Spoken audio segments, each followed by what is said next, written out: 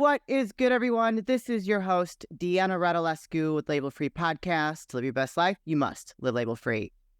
As always, bring you incredible guests from all over the world, so sit back, relax, and tune in. My next guest is a board-certified OBGYN, fellow of the ACOG. He's also the founder of Beloved Holistics, an entrepreneur and the creator of the Born Free Method. Please welcome Dr. Nathan Riley. Dr. Nathan, welcome to the show. It's a heck of an intro. Thank you, Dana. I'm really happy to be here. I'm very happy to have you. I mean, we've already had a good conversation so far, and so I know this is going to be an incredible episode for our listeners and the people that watch us on YouTube. But I love your story, and so we are very much in alignment in our belief systems, but I would really kind of want to hear what was the breaking point for you when you left your hospital-based practice? That's a great question. The first thing that comes to mind is even before the pandemic madness, I was working in the hospital system. I was on call. I was what's called a laborist or a hospitalist as an OBGYN, meaning I dealt with all the emergencies, people coming into the emergency room, all that stuff. And if somebody's doctor wasn't available right away, I would have to jump in and do the C-section or whatever. And it was long hours. I was working also full-time as a palliative care physician in a major hospital system, and on the weekends doing this work. This is right when we were about to have our first child. And I was like, I can't be living in call rooms. Like, I just can't do this anymore. Yeah. So I given them my 2 weeks. We had our baby, left the OBGYN part of that, and then COVID happened. And I lost 2 jobs during that related to, I'll just leave it at, it was related to COVID, stuff. Yeah. And the universe gave me that nudge out of the system. But I wasn't really happy in the system. I'm not very employable because I like to ask questions. Yeah. I like to get those questions answered. And nobody nowadays really incentivizes doctors to be curious. And I'm very, very curious, which is it's a real benefit to me in caring for people with more complicated stories you can't just protocolize into a fertility program or pregnancy journey. But it's also been really, really hard. So it took a little bit of courage, but also a very supportive wife. And now I do things completely on my terms and totally in alignment with the needs and the belief systems and the experiences of my clientele. Yeah. No, I love it. I mean, you empower women to have babies on their own terms, which I love, using nature as our guide. And I think that is so powerful, because we as a society have gotten so far away from nature and how good it is for us. So I'd love to kind of hear like how Beloved Holistic was born, and Sure. how you're helping your clients through that whole process.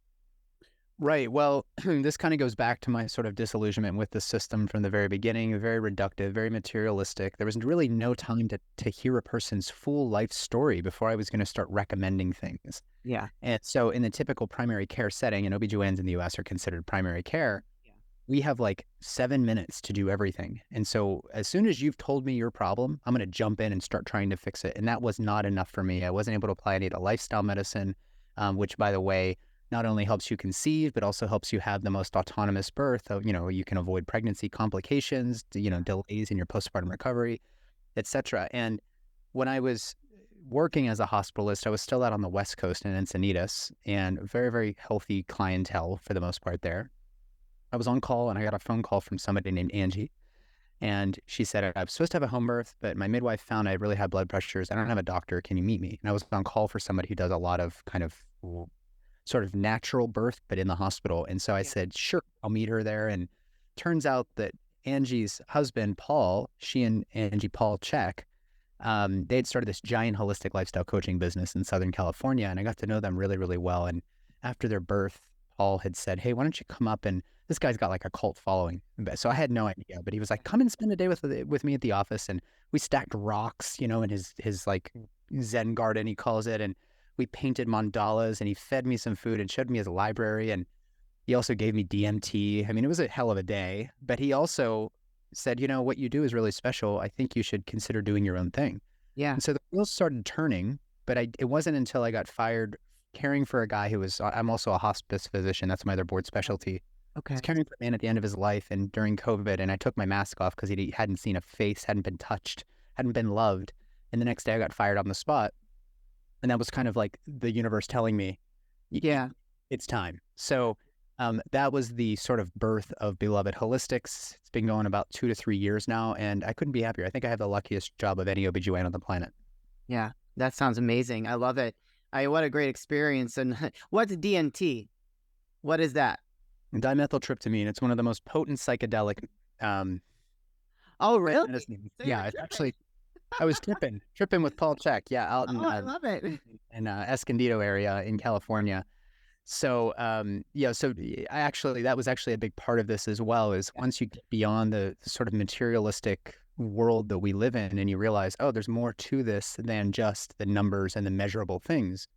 Birth, actually, the opportunities provided by birth really open up. Yeah. And so I do attend home births now. I do things much more like a midwife than a doctor, but I have all those tools, the doctor tools, that I just know that I don't have to use them very often, which is really what I think most doctors crave. But many of us are kind of locked in a system due to all sorts of issues that kind of prevent us from doing the thing that really calls to us. Yeah. So, so you would you consider yourself more of a naturopath, homeopath? Well, I wouldn't call myself that because I haven't done the training of a naturopath or a homeopath. I am studying anthroposophic medicine, which will be my third specialty. Okay. That's rooted in the work of Rudolf Steiner, who was an early 20th century philosopher, artist, writer. I mean, he was a clairvoyant. He had quite a bit to share, and a lot of what he was ruminating on has now, through trials and experiments, actually been demonstrated to be true. Who knows where he got the information, but he was even thoughtful about vaccines and the media and all these interesting things. So I wouldn't call myself those things. I also wouldn't call myself a midwife, because that would be kind of a slap in the face to the practice of midwifery, which, has its roots in the African diaspora and Polynesia and Asia and this wisdom having been passed down. But I do kind of see myself as somebody trying to straddle those worlds. Yeah. Where we don't want to completely divorce ourselves from the operating rooms and antibiotics occasionally and this and that, but we're not seeing a lot of discernment in the uses of these technologies, especially because we see all these other, modalities as wackadoo, woo-woo bullshit. Yeah. And it's not. There's actually quite a bit that can be gained from these more gentle remedies, probably more so than going to your doctor for everything under the sun. Yeah. Don't you feel, I mean, since you are disillusioned by the whole system, don't you feel that most doctors in the system are programmed to really be a certain way instead of doing what's actually really good for the client or for their patient?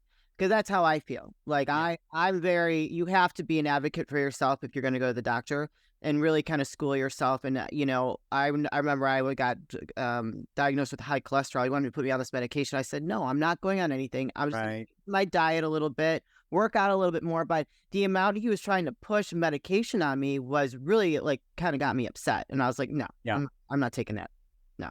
Yeah. I mean, several hundred years ago, Rene Descartes, Francis Bacon, Aristotle, these great philosophers really helped us understand the body better by separating the mind and spirit from the body itself. And that helped us dissect into bodies. The problem with that is that as we've kind of doubled and tripled down on this notion that there's just this physical measurable thing that matters, doctors have been conditioned in a variety of ways. So the first thing is we don't have a lot of humanity in the educating of doctors or any practitioners. You're as a resident, 100-hour work weeks, never sleeping, never, you have crappy hospital food.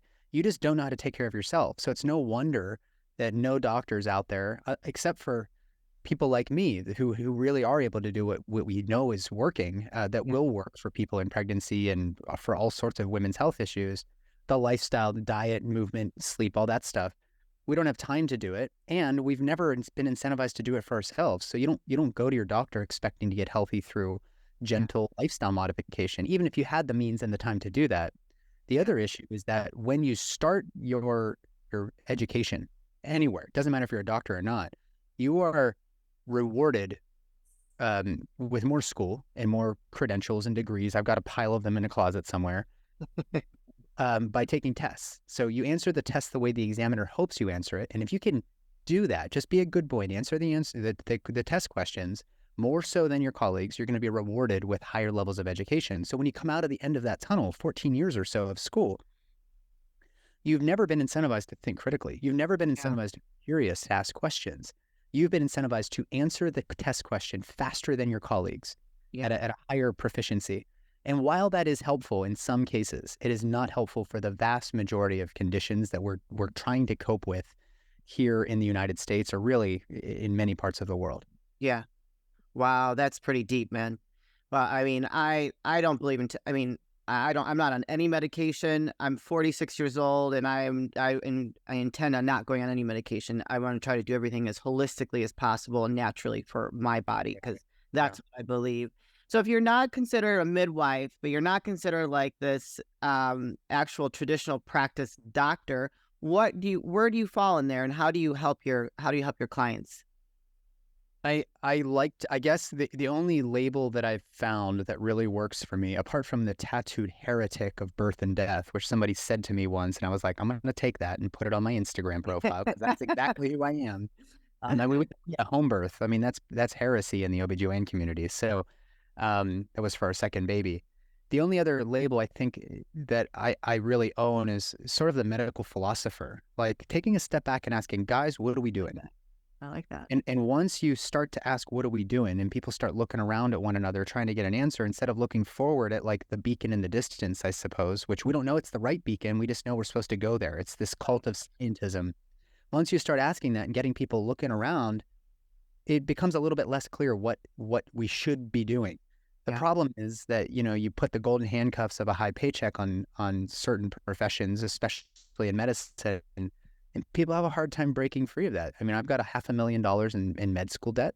I would make a lot more money if I was a classical OBGYN, but I also wouldn't be really kind of driven by my heart's sort of, or my soul's guidance as to what I think is right and wrong. I mean, we're talking like basic morality here. Taking your mask off, caring for a dying old man who has a whole 95-year legacy seems like the right thing to do. And everybody would agree, but hey, those are the rules.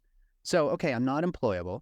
I'm a tattooed heretic. I'm a medical philosopher. But most importantly, Deanna, I'm a guy who has kids and a wife and friends and family around the world. And I care deeply for them. Yeah. And if I could put my skills, those 14 years of education to help improve humanity's lot on this beautiful planet, then that's what I do. So I'm a deep ecologist, I guess, above all. No, I love it. You definitely in alignment with my belief system. So, if I'm looking for some help, so if I was looking for some help in what you do, at what point would I reach out to you to help me through the process, and what would that look like for me? Well, that's a good question. A lot of people find me way long after they've developed issues, right? It took 20 years to develop this problem, and they're looking to me to come up with a natural silver bullet versus the pharmaceutical silver bullet. And it just doesn't come that easily. So most people, I think, benefit from having an understanding on the physical, mental, emotional, or spiritual levels of what comprises a healthy human experience. I work on all of those levels. And what I would, try to implore people to consider is, if you were living the healthiest life now and you were to, transport yourself into early parenting, how hard would it be, in contrast to now, to get your lifestyle, your health dialed in when you don't have another human who's looking to you for guidance? So I tell people, like, if you're not doing the 6 foundational principles, moving well, eating well, hydrating, sleeping, breathing, and having a healthy mindset in stress management, if you're not doing those things, let's start now. It helps with literally everything that could come later, and it's a lot easier to prevent it than reverse it later on. Yeah, for sure. I mean, you even said that you work with women that are in my age range, right? And then you help them with the whole process. Yeah. For women in your age group, obviously you're kind of approaching that later sort of reproductive years. So it's going to be a little bit harder to get pregnant. The issue is that a lot of people are just like, oh, I'm too old to get pregnant. Well, there's a lot of people who are 28 who are struggling to get pregnant, and their male partners don't have healthy, viable sperm. As soon as you discover, we've been getting pregnant for a while and it's not working, there's a signal there. It could be in your partner, it could be in you, but there is some health issue there upstream that if you don't go to somebody who really has the time and really the patience and practice to look upstream for those issues, then that little signal that's going off that is being reflected in your inability to conceive naturally. Again, if you're of the early reproductive years, If we don't get that stuff dialed in, you're going to open yourself up to a world of issues in pregnancy and postpartum, because pregnancy is so hard on the body. Like your baby will survive at the cost of your life energy. I mean, it really is truly what's happening. So let's dial that in. Let's figure out why you're having these fertility issues, or the recurrent miscarriages, or whatever happened in your previous pregnancy. If you had some sort of medical issue come up, preeclampsia, for example, let's dial it in. Let's get back to the root cause of why your body's struggling through this otherwise very natural process. And it's going to benefit you and your family, for decades later. Yeah. And you also help the partners. So it's not just the woman that you're helping, it's also their partner as well. That's right. Yeah. Men are responsible for fertility challenges in the United States up to 50% of the time. And so anything over 20 million sperm per ml, that's a milliliter. That's a tiny amount of semen. It's going to have 20 million sperm in it. That sounds like a lot, but that is the bottom end of the parameters of normal in a semen analysis. So I would say, hey, you've got 21 million sperm per ml. Your doctor told you your semen looks normal. I would say, hang on a second. You are very barely making it into that normal range. What if we quadrupled the amount of sperm in a single ml? Would it be more likely that your IVF would be successful, or that you would conceive naturally? And obviously, if you don't have enough, if you're on the low end of normal, in semen analysis, there's something going on in your lifestyle. Let's get your sleep dialed in. Let's get plastics out of your life. Like, it's this phone, get it out of your pocket, centimeters away from your testicles, so that you're not zapping your gonads all day long with high power modems. These are very, very basic things people can do, but then we go deeper. We go into the stool, we go to the adrenal system. We look everywhere for anything that we can dial in, so that you're not only healthier, but you're also able to conceive. Yeah, I mean, I would assume that diet also has a big part of that too. If the men aren't eating correctly or in a healthy way, that's going to affect their that's right, their semen count. Yeah, most of the time, what I find is men have like a little bit of inflammation in their semen analysis. So white blood cells would be a sign that like there's something going on in there, right? You've got sperm, but would you have more sperm if we squelch that inflammation? You track that back to the gut almost always. So the way that we've eaten the glyphosates in our foods, the number of vaccines and antibiotics we've taken over the years, definitely impacts our gut. But then also the microplastics and everything else. There's quite a bit we can do from a dietary standpoint. And for those listening, the one thing you can do right now, like free advice, is go to your Whole Foods, get 3 cans of Crown Prince oysters every week, and eat the smoked oysters, because they have zinc, magnesium, selenium, molybdenum, manganese. I mean, it is so chock full of nutrition. And oysters have long been known as an aphrodisiac. Well, it's an aphrodisiac, and it cranks up your sperm count, but it's not just eating oysters. You have to dial in all the other things. Let's take out the gluten, take out the processed sugar. Let's maybe take some probiotics, but all of that would be dependent on what your stool test, stool analysis shows. There's quite a bit we can do with food, food alone. And so you work with people all over, right? Not just in your general area. Yeah, I just had a couple who birthed under my care in Australia. I didn't go there for the birth, but they had surprise twins, and they knew that I was connected to some other people that they really trusted, and they said, could you provide us some support from afar? So that's as far as away as from the East Coast of the United States you can go. But yeah, I do take care of people everywhere. If you live close by, I do in-person consults as well, but I have got a family and girls, and that's my priority. So I'm not flying back and forth to California to do pap smears. It's just not... Not in my wheelhouse. They'd have to pay you a lot of money for that, I would imagine. Geez. Yeah. And I do have a couple. Yeah, right. Your hospital bill is going to be way less. I will say I do have a couple out in California who is bringing me out for the month of September to be at their birth at a birth center. The birth center knows me through social media and everything. They're like, that guy can come here anytime. But that's the exception. I have to really manage. I have to balance out just being the guy who wakes up and takes care of his family with sort of needs of the communities around the country, many of whom don't even have access to a lot of great midwives. I mean, there's midwives they struggle in a lot of parts of our country. So, and I feel for them. The last birth I was at was in Northwest Indiana. There was like 1 or 2 midwives to pick from, and they didn't want them. So I was like, that's bad. Well, I can get there from Kentucky. So yeah. Oh wow. And talk to us. You are the creator of the Born Free method. What is that? Well, everything that we've talked about so far is quite a bit out of the bounds of what we would call conventional medicine, the lifestyle, the storytelling, the informed consent, bioethics. We've seen violations in all of these things, and lifestyle's never been a real good part of our conventional model. It's always been surgery, pharmaceuticals. That's at least how I learned. Yeah. So the Born Free Method is the most comprehensive pregnancy and postpartum education program available.